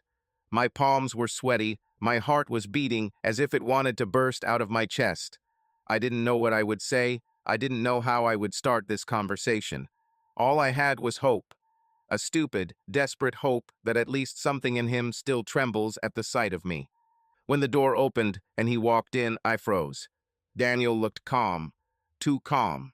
He sat down opposite me, nodded to the waiter, and ordered tea. Not a single emotion. No anger, no warmth, no melancholy, just icy calm. Hi, my voice sounded hoarse. Hello, he replied evenly. The silence between us lasted painfully long. I tried to catch his eye, but he looked somewhere past me, as if I were empty space. Thank you for coming, I said finally, desperately clinging to this opportunity. You asked, I agreed. His voice was neutral, almost lifeless. I clenched my fingers on my cup, gathering my thoughts. I don't know where to start, I admitted. Start with the truth. Daniel looked at me directly, and from this look everything inside me sank. Tell me, what do you want, Ashley? I opened my mouth, but the words got stuck in my throat. What do I want? Return him. Bring back the past. Make him love me again. I swallowed. I just wanted to see you. He nodded as if it was expected. He took a sip of tea and then said calmly, without a hint of emotion, You died for me. The air seemed to have left my lungs. I didn't immediately realize what he said. I blinked and looked at him, searching for even a hint of a joke, but was met only with a cold, calm gaze. I didn't know what to say. We were silent. This conversation was just beginning, but I already felt like the world was collapsing under my feet. I couldn't breathe. His words stuck in the air like an inevitable sentence. I died for him. This was said without malice, without passion, without emotion, just a fact. It was as if he had already accepted this a long time ago, and I was just now faced with reality. Daniel. My voice was shaking, but I couldn't stop myself. Please don't say that. I know I ruined everything. I know I've done terrible things, but you can't just cut me out of your life. He looked at me in such a way that everything went cold inside. You made your choice. Now I'll do mine. His voice was calm, but in this calmness there was something ruthless, final. I know what I did, but I want to fix it. I couldn't help myself. My palm grabbed the edge of the table as if that could keep him from leaving. Daniel, I beg you, give me a chance. He looked away and shook his head. Ashley, his voice was quiet but firm. I've already gone through the pain. And you've only just begun. I didn't understand what he was talking about. How can you just go through the pain? I couldn't understand how he could take everything we had and just leave it behind. How can you? I exhaled. How can you be so cold? Don't you feel anything anymore? He looked straight at me. His eyes were no longer the ones I had once fallen in love with. There was no warmth in them, no anger. Only peace, a calmness I've never had before. I felt it, he said finally. I felt so much pain that I could hardly breathe. So much so that every night I fell asleep with the thought that I didn't want to wake up. I've been through this, Ashley, and now there's nothing left. You're lying, I shook my head, trying to cling to something that could give me hope. You can't just stop feeling. It doesn't happen that way. Why are you so sure? He tilted his head slightly. Because you still feel it. Because only now do you realize what you've lost. Yes, I shouted, no longer holding back. Yes, I understand. But damn it, Daniel, why didn't you even give me a chance to explain? Why did you immediately decide that there was nothing left between us? He frowned. What did you want to explain? His voice suddenly became sharper. What was just a hobby? What happened that way? That you didn't mean to hurt me? Do you really think that I didn't try to make excuses for you? That I didn't want to believe that it was a mistake? But do you know what the difference between us is? I didn't betray you, and you betrayed. I clenched my teeth, feeling tears welling up in my throat. I'm sorry, I whispered. Me too. He lowered his eyes to the table. It's a pity that I spent so many years believing that you would never do such a thing. Daniel looked at his watch, then looked at me. I don't hate you, Ashley, and I don't like it. You're just part of the past, a part of me that is no longer there. Don't say that. I couldn't stop the tears. Don't talk as if I don't mean anything anymore. He looked down at the cup in which the tea had long cooled, and, as if having made a final decision, stood up. Goodbye, Ashley. I grabbed his hand, clinging to the last seconds in desperation. Daniel, please. He did not jerk his hand away sharply, did not snatch it away. He just gently unclenched my fingers and removed them from his wrist. I watched him turn and leave the cafe, how his silhouette dissolves among passers-by. I wanted to run after him, scream, stop, say that I can't survive without him. But I couldn't. He left. Forever. Everything became dark. I didn't know how many days had passed since that meeting. Maybe a week, maybe a month. Time no longer matters. I simply existed, without purpose, without meaning. Everything I once had has dissolved. For the first time in many years, I was truly alone. I woke up and didn't know why. She got out of bed and moved around the apartment, like a ghost stuck between worlds. I looked at the phone, but didn't wait for messages. Nobody wrote to me anymore. Nobody was waiting for me. Nobody missed me. I tried to distract myself. First with alcohol. I drank a glass of wine, then a second, a third. I hoped that this would help numb the pain, but it only got worse. The wine made the memories even brighter. I heard his voice, saw his gaze, felt his smell, but it was an illusion. He left. Forever. I tried to return to my old life, to what used to bring me pleasure, to the men. I met them. The same random connections, the same faceless faces. They looked at me with desire, whispered compliments, and stroked my skin. I closed my eyes, tried to dissolve in these touches, make myself feel at least something. But there was nothing. No excitement, no joy, not even pain. Only emptiness. I left before they could fall asleep. She returned to her bed, smelling of someone else's perfume, and lay looking at the ceiling. None of this mattered anymore. Neither they, nor their caresses, nor their words. I wanted to feel something real. I wanted to bring back that part of myself that died that day when Daniel left the cafe without even looking back. But I couldn't. I lost him, lost myself, and no one could help me. Everything became routine. I spent weekdays alone, but on weekends the house was filled with a different kind of silence. There were no children. They were leaving for him. Every Friday night the doorbell would ring and I would open it, knowing I would see him. Daniel never went inside. He simply stood on the threshold, waited for the children to put on their jackets and boots, took their bags, and led them to the car. Everything was organized, clear, without unnecessary words. I didn't try to talk to him. What could I say? How are you? Are you bored? He wasn't bored. Every Saturday I wondered where they were now. What restaurant does he feed them at? Where does he take them for walks? How he laughs with them, tells jokes. Maybe he's teaching his son to play basketball. Maybe he's buying his daughter ice cream. I didn't know, but I imagined, and it was killing me. But it was even more painful to know that they were spending time not only with him. Laura told me, but I already knew. I saw it briefly, by accident. How he didn't come for the children alone, like a woman sitting in a car. One day I saw her on his doorstep. Tall, well-groomed, with a slight smile on her face. She helped fasten her daughter into the child seat. Her movements were natural and confident. It was as if she was part of their lives, as if her place was next to him. The children talked about her without a second thought. Dad brought us to the water park. My daughter chatted over dinner. And Lily was there too. She can swim like a mermaid. Lily. Even her name was light and beautiful. Brand new.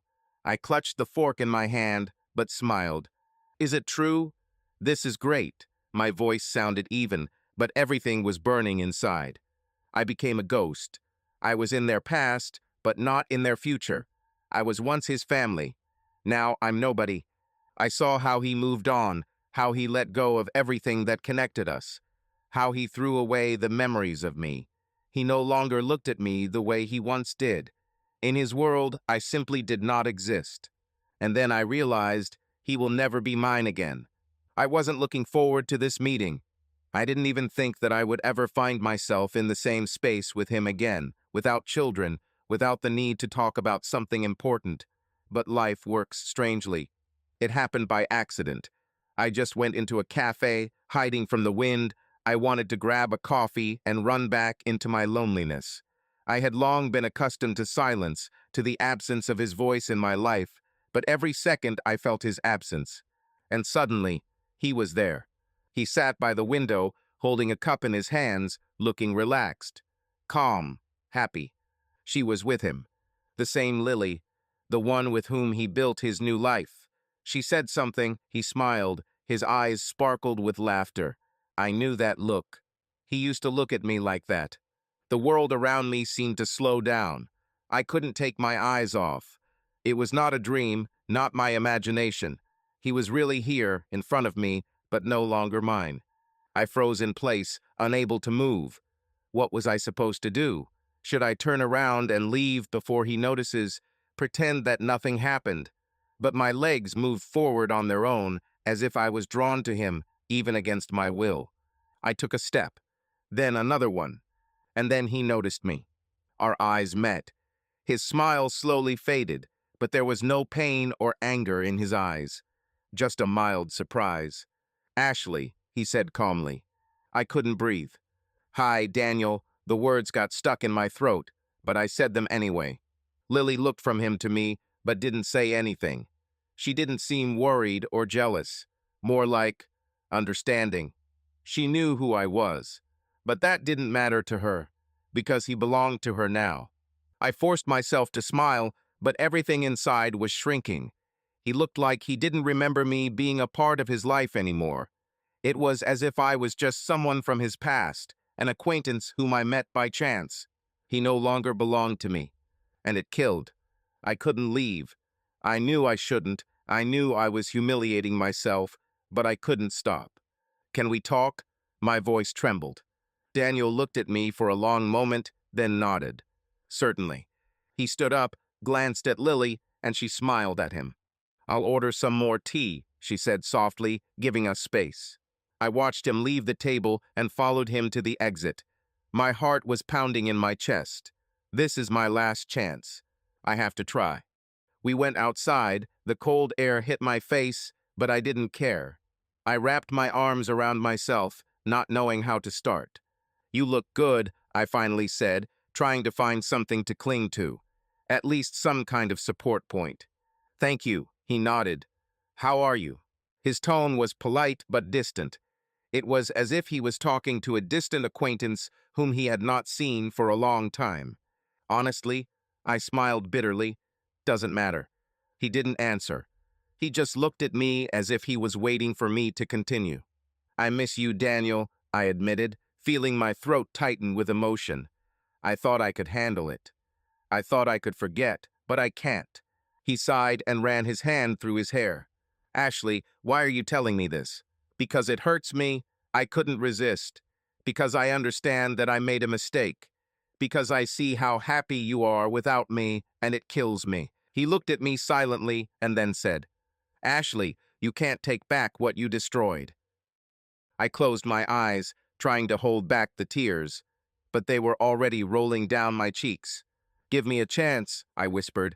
Please. Daniel looks at me for a long time. I see something warm, almost elusive, flickering in his gaze. Hope? Regret? Or is it just an illusion? He is silent, and time drags on like a slow-motion movie. I'm waiting, holding my breath. It seems that even the wind around us died down as we watched this moment. If he feels something now, if at least one emotion trembles in him, if his voice trembles, this will be a chance. But he remains calm. Finally, he takes a slow breath and says, "Sorry, but no." I blink as if I can't believe what I heard. The heart skips a beat. "Daniel," my voice breaks. "But why? I, I." He shakes his head as if he knew I would say that. "Because I've loved you too long, Ashley. Closed my eyes too long. I treated you like a queen. I idolized you. I thought that you were my everything, that you could never do this to me. But I was wrong." Every word he says is like a blow. I gasp for air, but it seems like I can no longer breathe. "I waited, I hoped," he continues. "I believed that you appreciated what we had. You knew how I felt about you, how I admire you, how I try to make you happy. But that wasn't enough for you." I shake my head frantically, but he doesn't let me get a word in. "I thought that if I gave you everything, you would never betray me. But you betrayed me. And now I can't trust you again, Ashley, because I'm not the one who forgives such things." His voice is firm and decisive, without a shadow of a doubt. I understand that he said everything he wanted. I lost him. Forever. I stand in the middle of the street while he leaves. His steps are firm and confident. He doesn't turn around. Don't hesitate. Don't think twice. He really left. Forever. I feel like something inside me is completely collapsing. The last shards of hope that I so desperately clung to are crumbling into dust. I lied to myself for a long time. For a long time, I tried to believe that I could still fix something. But now, I know the truth. No, there's no more chance. There's no turning back. It's over. I follow him with my gaze until he disappears around the corner. My heart demands to rush after him, to grab his hand, to beg, but my legs do not move. He gave me everything, and I destroyed it. Every memory of him now burns me from the inside. How he looked at me with love. The way he held my hand, as if he was afraid to let go. As he once said that I am his happiness. Now he says it to someone else. And it's my fault. I thought I was in control of my life. That I can do what I want and remain unpunished. That everything will always be the same. But I was wrong. Now I'm left alone. All alone. I feel tears running down my cheeks, but I don't wipe them away. I deserve this pain. I deserve every second of this loneliness. It wasn't Daniel who destroyed me. I did it myself. I close my eyes and see him again, but not as he was the last time, cold and aloof, but as he once was a man who loved me more than life itself. I see the day he proposed to me. It was a summer evening. We walked along the embankment, holding each other's hands.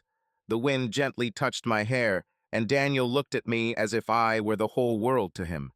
"Are you happy?" he asked, stopping. I laughed, slightly surprised by the question. "Of course," I answered. "Isn't it visible?" "I see," he smiled. "But I want you to always be happy. With me." Before I could say anything, he got down on one knee and took out a small box.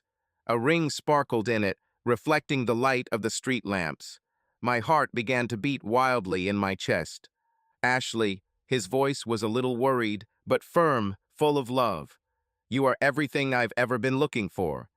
You are my best part, my inspiration, my future. I can't imagine my life without you. Marry me." I looked at him, at the sincerity in his eyes, at the hope, at the unconditional love that he gave me. At that moment, I thought that we had an eternity ahead of us, that we will always be together. "Yes," I whispered. "Yes, 1,000 times yes." He laughed, put the ring on my finger, and stood up, taking me into his arms. That evening, we were the happiest people in the world. Now, sitting in an empty room, I mentally returned to that moment again and again. If I had known how it would end, would I have acted differently? If you could go back, would you stop yourself? Would you choose a different path? Yes, I wouldn't let myself ruin everything. I would appreciate his love the way he deserved. I wouldn't look for adrenaline in someone else's arms. I wouldn't think that I could deceive fate. I wouldn't lose him. but it's too late. The past cannot be changed. It just lies like a heavy burden on my soul, forcing me to return again and again to that moment when everything was right, when I had a chance to make a different choice. But I did what I did. And now all I have left is this memory. Last memory.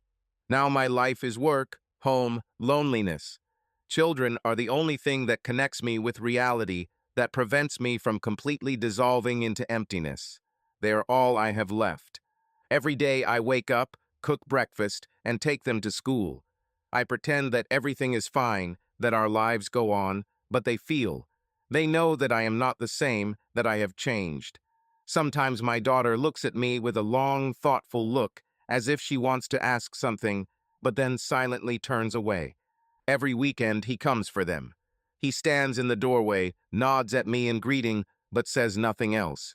I don't ask him to come in. I don't try to start a conversation. We are just two people who were once a family and now only past children to each other. I watch them joyfully run towards him and hug him. He smiles at them, picks up his daughter, fusses with his son, and then they leave, and the house becomes empty again. Sometimes I stand at the window and watch his car disappear around the corner. I imagine them spending time together, how he cares for them, like maybe Lily is now a part of their lives too. Perhaps she cooks them dinner, reads them bedtime stories. I never asked, and I don't want to know. I threw myself into work. I try to fill the day so that there is not a minute left for thoughts or regrets. After work, I cook dinner, check homework, and clean. But when children fall asleep, loneliness comes. Then I just sit in the dark, drink wine, turn on the TV, but don't watch. Memories sound too loud in silence. I tried to plunge into this world again, into the world of flirting, intrigue, chance meetings. I wanted to prove to myself that I was still alive, that I could still feel something. But every time it was empty. Men came and went, their touches leaving no trace. Their kisses were not warm. I took them to my bed, but every morning I woke up with the same feeling of emptiness. They couldn't fill the hole inside of me. For a long time, I thought that I was suffering because of him, that he takes revenge on me with his happiness, with his new life. But this is not true. Daniel isn't trying to punish me. I punished myself. I destroyed my happiness with my own hands. I destroyed the only real feeling I had. And now I live in this emptiness. This is not his revenge. This is my personal hell. I wasn't looking for this. Honestly, I stopped following him a long time ago. Or at least she tried to convince herself that she had stopped. But reality always finds a way to hit harder. An ordinary day. I scroll through the news on social networks, mechanically scroll through the feed without really delving into what I see. And suddenly, photo. It pops up before my eyes so sharply that I freeze. The heart skips a beat. I don't immediately understand what exactly I'm seeing. Daniel, in a dark suit, with a light, sincere smile on his lips. His hand rests gently on the waist of a woman in a white dress. They got married. Yes, they got married. I look at the photo and time freezes. People on the street pass by, cars honk. The phone continues to vibrate in my hand, but I don't hear anything. I read the caption under the photo, and every word is like a blade on the skin. The happiest day of our lives, forever yours. I look at her face. She's shining. The eyes are filled with love and joy, the joy that was once mine. I see his smile. He looks at her the way he once looked at me, only now no longer on me. He smiles, and I don't even cry anymore. I'm waiting for the pain to come. I'm waiting for something to clench in my chest, for tears to flow down my cheeks. But none of this happens. I'm just watching, and I realize that this is the end. I don't even cry anymore. Years have passed. Time smoothed out the acute pain, but did not erase the traces. I no longer wait, I don't hope, I don't dream about the past. I'm just living, or at least I pretend to live. I was left alone, sometimes getting lost in random lovemaking. Today is an important day, our daughter's wedding. Her happiness is the only thing that really matters. She shines in her white dress, her eyes sparkle, and the smile never leaves her face. She stands next to her groom, looking at him with love and devotion. That's exactly how Daniel used to look at me. I'm nervous, but not about the ceremony. I know he will be there. Daniel. When I see him, everything inside shrinks, but I control myself. He looks the way I remembered him: confident, calm, happy. But now he has something he didn't have when we broke up: a family. Lily stands next to him. She holds his hand, and on her other hand she has a baby, his son. And by his round belly, I understand that he will soon have another child. I force myself to smile. Ashley, he nods to me when we find ourselves alone in the shade of the tent. Daniel, my voice is even, although something is trembling in my chest. For a second, there is silence between us. I know he doesn't want to have this conversation, but I need at least one word from him. I'm glad you came, I say finally. He nods, his gaze soft but reserved. This is her day. I wouldn't miss it. I understand. He's not here for me. And yet, are you happy? My question sounds almost like a whisper. He looks at me for a long time and then says something I didn't expect. I don't hold a grudge. I hope you found yourself. I open my mouth to say something, but the words get stuck. He's not angry. He doesn't feel anything for me anymore. This is goodbye. Final. After the ceremony, I watched him walk away holding his wife's hand. He doesn't look back. I close my eyes and understand he will never return. I turn my gaze to my daughter. She laughs, hugs her new husband, dances, sincerely enjoying every moment. I see in her eyes the same love that I once felt. When the moment of congratulations comes, I go up to her, take her hands and say, "You are the most beautiful bride in the world today. And most importantly, you are happy." "Very much, Mom." Her voice trembles with emotion. I lean closer, squeezing her hands tighter. "Please don't repeat my mistakes. Take care of your love. Trust. Appreciate it. Don't lose what's really important." Her eyes fill with tears, but these are tears of happiness. "I promise," she whispers. I smile. This is not my story. Her path will be different. For a long time, I believed that if a person forgives, it means he is ready to give another chance. That forgiveness is a door that you can open again, enter, and try to make things right. But now I know this is not so. Daniel has forgiven me. I saw it in his eyes. There was no hatred, there was no anger, there was not even pain. He let go of everything between us because it didn't matter anymore. But he didn't return. He didn't reach out, didn't say he was ready to try again. He simply closed this chapter, leaving it in the past, and moved on, without me. I searched for the meaning of this for a long time. It seemed to me that forgiveness was a way to restore what was lost, that it should return us to where everything went wrong. But in fact, it only puts points. It says, I'm not keeping this to myself anymore. I'm not angry, but I don't choose you anymore. This is not a life preserver. This is goodbye. And here I stand here, knowing that I have been forgiven. But that doesn't give me the right to a second chance. It just means I'm no longer being held. Subscribe to our channel so that your love doesn't cheat on you, and go ahead and listen to the next story, because this story is nothing compared to the next one. If you're under 18, don't even think, click to the next one.